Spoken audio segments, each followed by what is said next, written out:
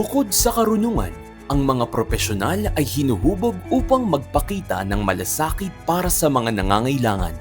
Ang buong pusong alaga ay isang kaugalian na bumubunga mula sa kalooban ng isang tao. Partikular na rito ang mga nurse. Ating alamin kung paano nga ba nagiging matagumpay ang isang Tomasinong nurse.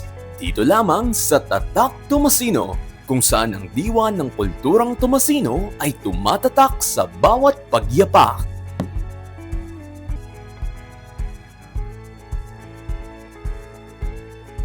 Sa Universidad ng Santo Tomas, unang sumibol ang formal na Baccalaureate Nursing Program sa antas ng universidad sa Pilipinas. Pinasanayaan ito taong 1879, buhat ang pangalang Escuela de Practicantes at tumagal hanggang 1904. Binalik ito taong 1939, ngunit muling sinara sa pagputok ng World War II.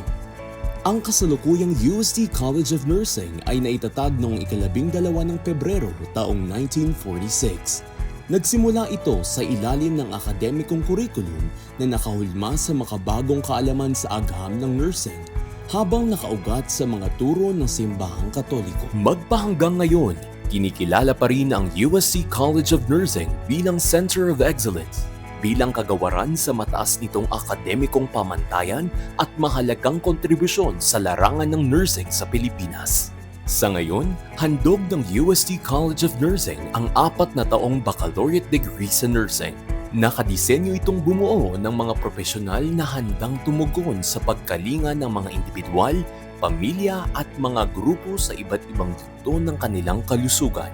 Bilang resulta ng noon pa mang kahusayang may puso, nakatatak sa UST College of Nursing ang mahigit isang dekada na nitong perpektong passing rate sa taunang Philippine Nursing Licensure Examination o PNLE.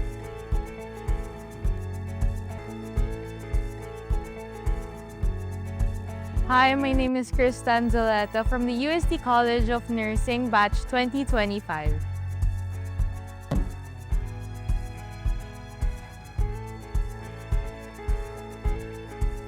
Okay, so in general, the college really helped me holistically. But to tackle them down a bit more specific, academically, well, sa UST College of Nursing kasi talagang hindi biro ang mga requirements dito.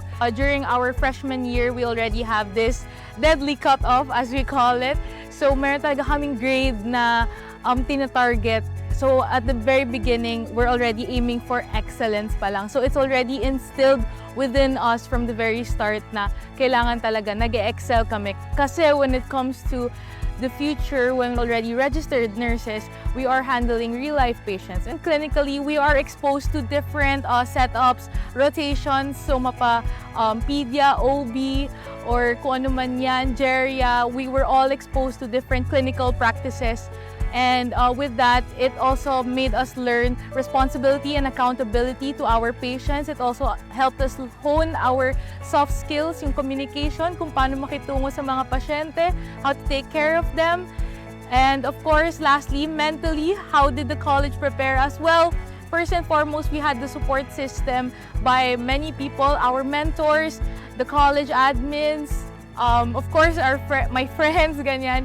So in general, the college really shaped me personally, very holistic, na not just academic, not just clinically, pero pati sa puso mo, sa nararamdaman mo towards this course, towards this profession, na dadalhin at bibit-bitin mo din talaga to pagdating mo sa real world.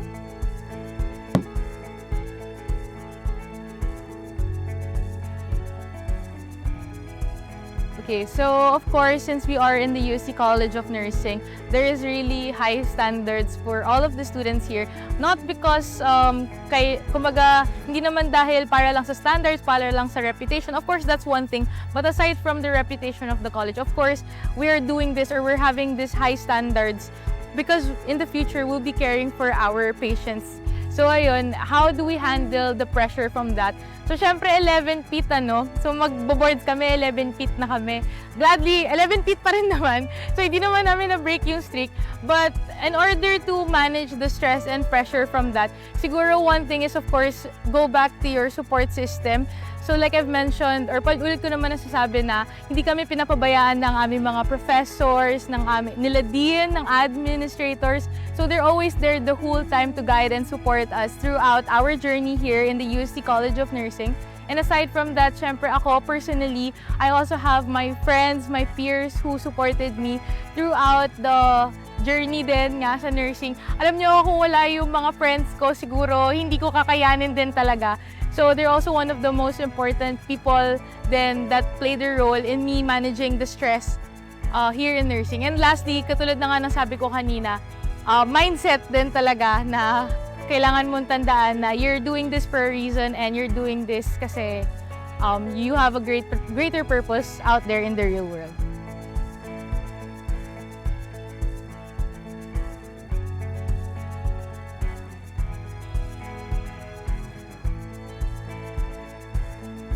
Okay, so for me, one of the general advice that I could give would probably be stay positive and trust the process. So like I've mentioned early on again and again, UST College of Nursing is hard. It is a hard course.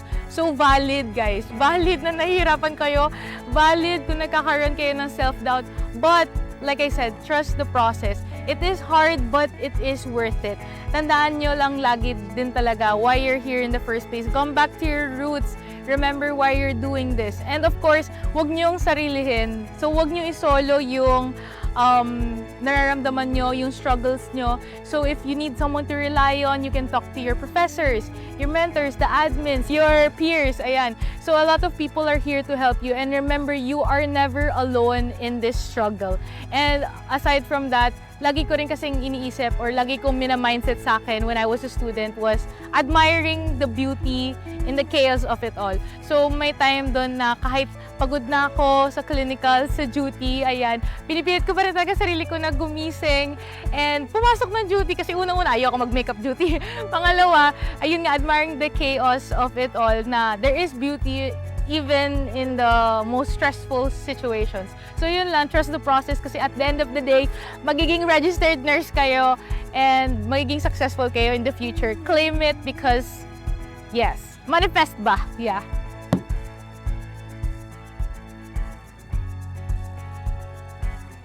Siguro, pinaka masasabi ko na tatak tumasino na trait ng isang nursing student here in UST is I would like to describe it with the motto that we have in our college, which is excellence and heart. So I would like to emphasize na dito sa UST College of Nursing, hindi lang kami tinuturuan na maging magaling, tinuturuan din kami na maging magaling na may puso. So in Tagalog, husay at puso din talaga ang ine-emphasize namin dito. Na whenever you care for your patients, whenever you talk to their relatives, you always have to remember on the top of your head na what is the reason behind why you're doing this? And one of the reasons is because you care.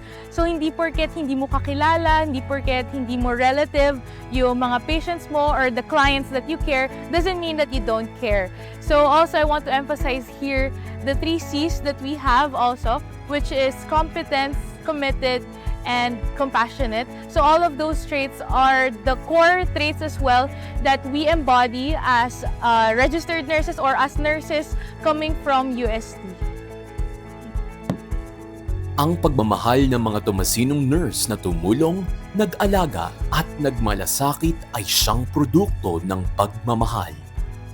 Dahil ito ang matagal nang pinagtitibay ng UST College of Nursing na sa bawat klinikal na engkwentro, nakalapat ang pagmamahal na bumuo sa isang tumasino.